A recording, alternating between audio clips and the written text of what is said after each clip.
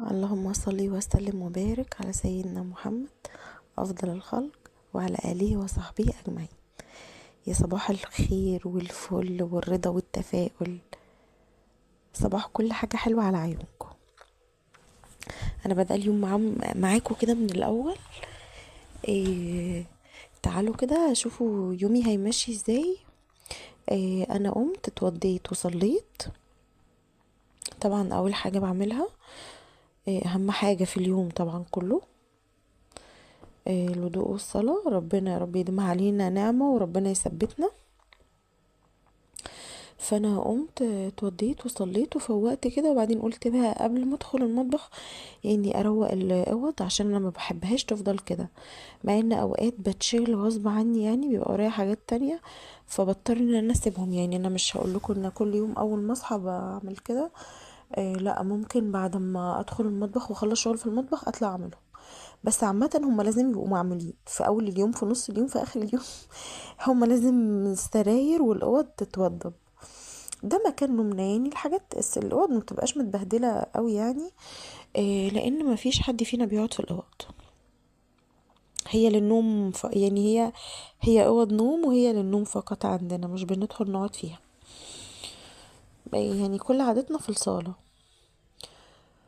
فانا ابتديت، قلت ايه الاول بقى ان انا هعدل الاوض كده. فدخلت الاوضه دي عدلتها، وعدلت هي الفرشه بتاعتنا نظيفه، الملايه يعني نظيفه،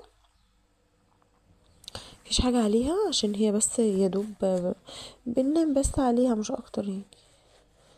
إيه، فقلت هعدل بقى السرير، ولا في حاجة في الأوضة الأول هظبطها كده. ان خلاص يعني لسه بدري يعني. وانا كنت هعمل اكل بسيط، فقدامي وقت عادي، مش مستعجلة يعني. وكنت بقى من بالليل غسلة ومنشرة وكده. هتشوفوا طبعا ظبط الغسيل دلوقتي فيه الهدوم، اللي انا لميتها من على الحبل. ف يعني دي اساس الهدوم دي هطبقها بقى بعد ما اخلص اللي ورايا. انا روقت السرير كده، وقلت بقى المع الازاز، يعني اخد الاوضه تلميعه كده بالفوطه اللي هي القطيفه دي، وبرده بالجلانس والفوطه بتاعه الازاز. انا بعمل الازاز بالفوطه دي، مش بورق جرايد. الفوطه دي حلوه جدا، بتلمع الازاز حلو جدا. الفوطه دي معايا بقالها 5 سنين بجد. انا عندي غيرها طبعا، بس حلوة قوي. اللهلوبة هي دي بقى اللهلوبة. هي دي الفوطة اللهلوبة. في ناس بتستخدمها للمطبخ، بس انا بصراحة اكتشفتها اول ما اتجوزت، ان انا امسح بيها الازاز، فعجبتني قوي، عجبتني قوي قوي قوي في مسح الازاز. فانا بقى بمسح بيها الازاز. طبعا بغسلها كويس، مش بسيبها ان هي تبقى يعني فيها تراب او كده، لا بغسلها عشان تبقى نظيفة يعني. فهنا بقى لمعت المراية. الحاجات اللي عليها دي كلها نظيفة متلمعة يعني، ما فيهاش تراب ولا حاجة. في مرة ان شاء الله بقى لما يعني هبقى التربوهات التربوهات اللي هي الصغيرة دي، هبقى برضو فضيها معاكم والمعها معاكم واظبطها يعني. ده الكومودينو اللي جنب السرير. وفي واحد تاني برضو مسحته، برضو لمعته، برضو انا بحب الازاز يبقى متلمع، خاصة الازاز اللي هو بيبقى الفامي ده، عشان التراب بيبان فيه قوي قوي قوي، بيبقى ملحوظ بشكل مش طبيعي. وابني بقى وهو معدي ايديه بتطبع كده يعني. سامحوني على صوتي، بس انا عندي برد تقريبا، الدور ده مش بينتهي، هو مش بيخلص، ما اعرفش ليه، بس هو بجد مش بيخلص. احنا الفصل الشتاء ده كله عندنا الدور ده، ما راحش من عندنا بجد، ولا انا ولا ابني. اهو بصوا خلاص تخليتها زي الفل، وثبت الغسيل هناك اهو. بعد ما اخلص بقى هعمل. انا اهم حاجه عندي ان الاوضه تبقى مترتبه كده. لما تبقى مترتبه كده انا ببقى مرتاحه نفسيا جدا بصراحه. دي اوضه الاطفال دخلتها برضو. هي الصاله عندي بقى متروقه، كانش فيها حاجه. يعني ما عملناش فيها حاجة، فهي كانت ما فيهاش كراكيب ولا حاجة. انا ابني كده كده لما بيلعب بيدخل يلعب جوه في الأوضة، أو بجيب له شوية ألعاب بتوعه بيلعب بيهم في الصالة، بس ما بيكركبش الدنيا يعني، لأن أنا ببقى محافظة طول الوقت منبهاه ان هو يحافظ على المكان حواليه. ولو بياكل حاجة اديته حاجة ياكلها، يعني بديها له في طبق، مش عشوائي كده في ايده وخلاص، لا، وبعد ما يخلص يغسل ايده. لو انا مثلا اديته مثلا بسكويت او شوكليت او كده او حاجه من دي، برضو معوداه ان بعد ما يفتح الكيس ما يرميهوش في الارض وكده، لا لازم يروح يرميه في الزباله. ودي حاجه مهمه جدا ان احنا نعلمها لاطفالنا، عشان بصراحه بتساعدنا احنا كأمهات ان احنا ما نتعبش. ثانيا بتنمي الطفل بقى، يعني بتكبره على ان هو يبقى نظيف، يبقى بني ادم نظيف، يحافظ على المكان اللي هو متعايش فيه، او اي مكان هو هيروحه بصراحة.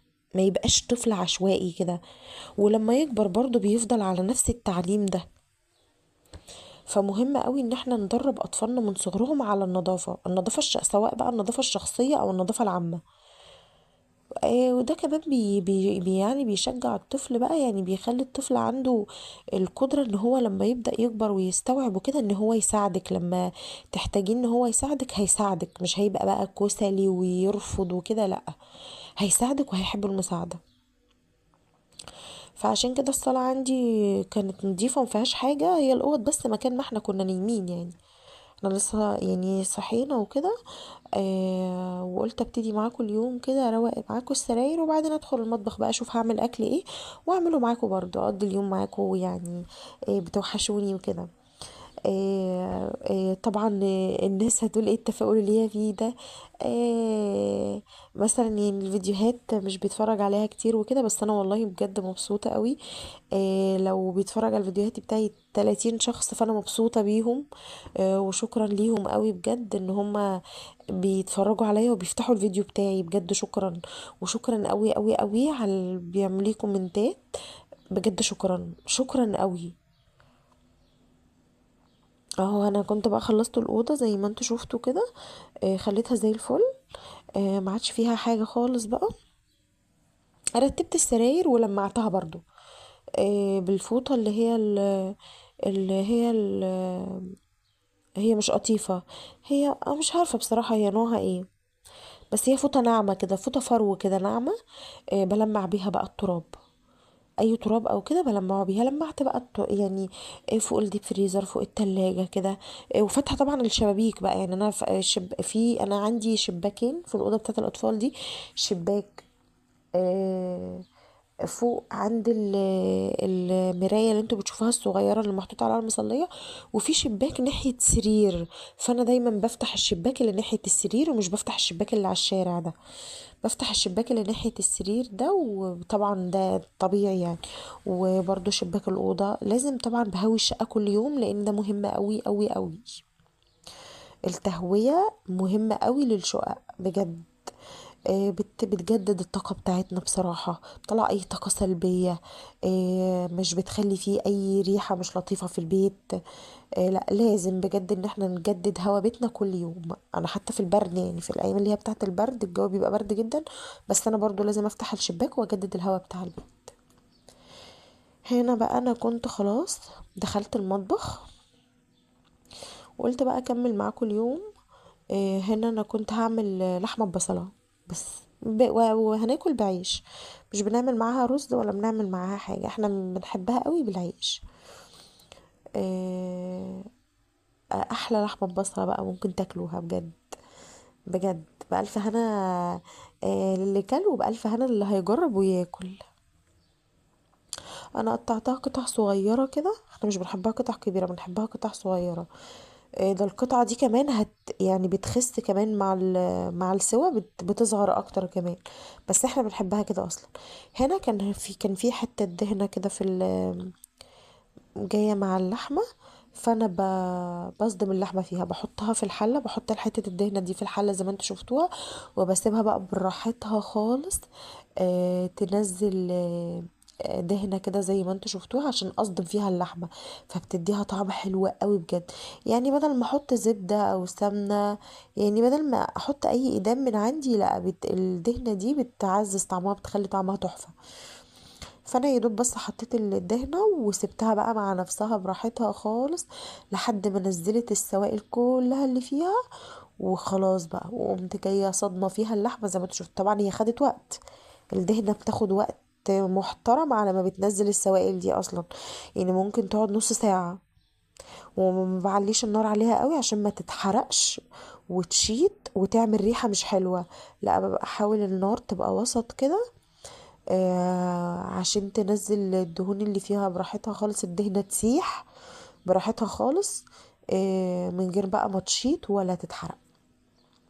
وصدمت فيها اللحمة وهسيبها بقى. وانا حطيت على اللحمة هنا بص ورق لورا، حبة هنايا، كبابة صيني.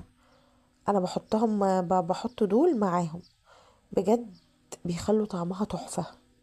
ورقة لورا، حبة هنايا، كبابية صيني. الكبابة الصيني دي من عند العطار، والحبهان والورق اللورا يعني. بس انا قصدي ان الكبابة الصيني ممكن ما يكونش في ناس كتير تعرفها، في ناس يعني عايشة بت ما بتجيبش حاجة غير الورق اللورا والحبهان. الكبابة الصيني برضو موجودة عند العطار، بس حلوة بقى، بت بتخلي طعم اللحمة حلو بصراحة، وحتى الفراخ برضو. بس حطيت عليها بس هما دول، ورق اللورا والحبهان والكبابة الصيني. وفلفل، ده فلفل اسمر. يعني الفلفل الاسمر عشان الزفارة، مبقاش فيه زفارة. بس مع ان هي اللحمة اصلا مبقاش فيها زفارة، بس برضو انا بحب ارش فلفل اسود على اللحمة، على اللحمة او على الفراخ. بيدي نكهة حلوة كده. بصوا بقى، مهم قوي قوي في اللحمة البصلة دي ان احنا نسيبها تتشوح براحتها جدا جدا جدا جدا. مش اي حاجة كده وخلاص، لا. بصوا انا سبتها لحد ما اللحمة، بصوا هي خدت لون اصلا. احمرت ازاي؟ هي ما كانتش كده، هي كان لونها فاتح. سبتها لحد ما نزلت الدهون بتاعتها، وتشوحت في الدهون كمان، وبقت باللون اللي انتوا شايفينه الغامق ده. وبعدين بقى قطعت البصل عليها. انا عملت بصلتين، احنا بنحب البصل بتاعها يبقى كتير، هو اصلا بيختفي يعني. برضو هسيبها تفضل تتكرمل، البصل ده يفضل يتكرمل مع اللحمة. هو اصلا البصل ده عايزه اقول لكم ان هو بيسكر طعم اللحمة، بيخلي طعمها مكرمل كده وتحفة. سيبها بقى براحتها خالص. بصوا انا سايباها براحتها خالص على فكرة. طبعا انا مش سايبه الكاميرا مفتوحة طول الوقت، لان الوقت هيبقى طويل قوي قوي قوي، فاكيد مش هعمل كده يعني. انا بس مع كل حبة كده اوريكم، يعني كل حبة اشوف اوريكم هي وصلت بقت عاملة ازاي. بصوا البصل بدأ يتكرمل، وهي بصوا آه هي زبدة كده بجد. اللون اللحمة اتغير خالص ازاي، خالص. ما بقاش زي الاول فاتح كده، لا اتغير تماما. فكده بتبقى تحفة بجد. التشويح بتاعها ده اصلا، بتاع اللحمة البصلة ده، هو اللي بيعزز طعمها، هو اللي بيخلي طعمها حلو. مش بتبقى كأنها لحمة عادية كده، لا هو اللي بيخلي طعمها حلو. الاساس في اللحمة البصلة هو تشويحها بجد.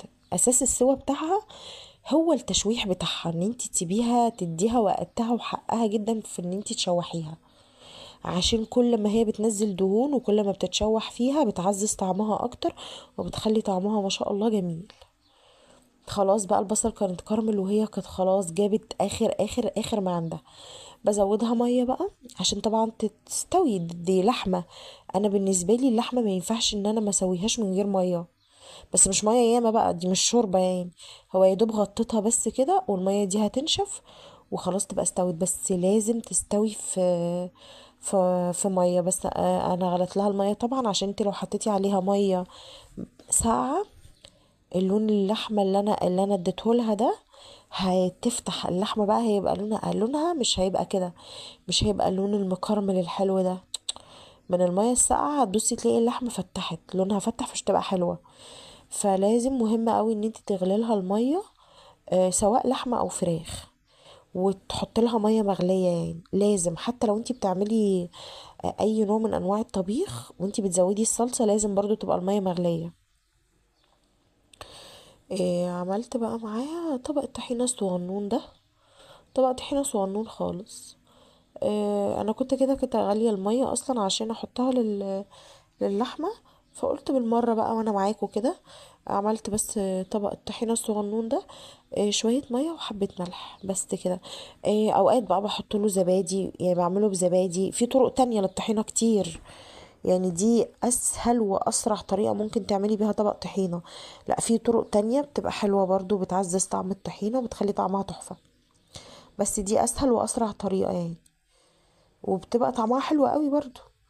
وبقى خرطت بطاطستين، البطاطستين دول هحمرهم معاها مع الاكله، يعني اللي هو واحنا بناكل يعني بالعيش، يبقى بدل الشيبسي يعني يبقى بطاطس احسن، بطاطس محمره احسن.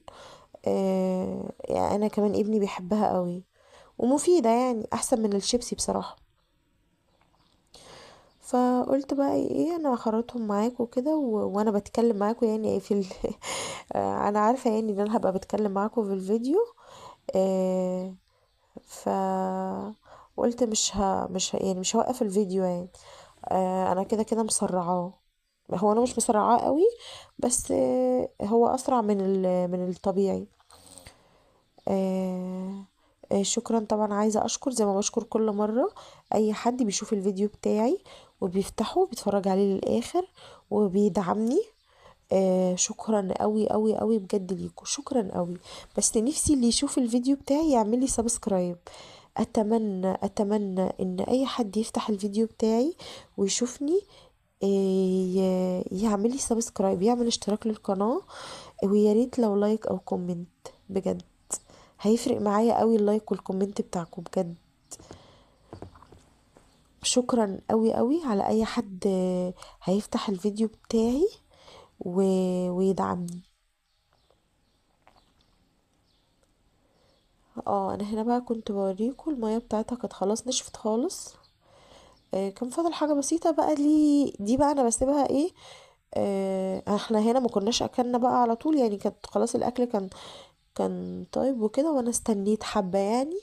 ولما جينا ناكل بقى قلت ايه، هبقى في الاخر خالص هديها بقى ايه، اللحمة يعني هديها بقى تشويحة حلوة بقى، لونها يغمق خالص والمية بتاعتها تنشف خالص. هحمر بقى البطاطس وانا كنت برضو عملت يعني ولعت عليها النار تاني، ان انا بقى ايه اديها اخر مرحلة ليها يعني. عشان ايه انا ما بديهاش اخر مرحله في الاول، عشان ما يعني وانا ما اقولش ان انا هسخنها فابص الاقي اللحمه بتاعتها نشفت كده. لا، انا عايزاها تبقى جوسي كده، تبقى حلوه كده وفيها صوص كده عشان بيبقى حلو قوي.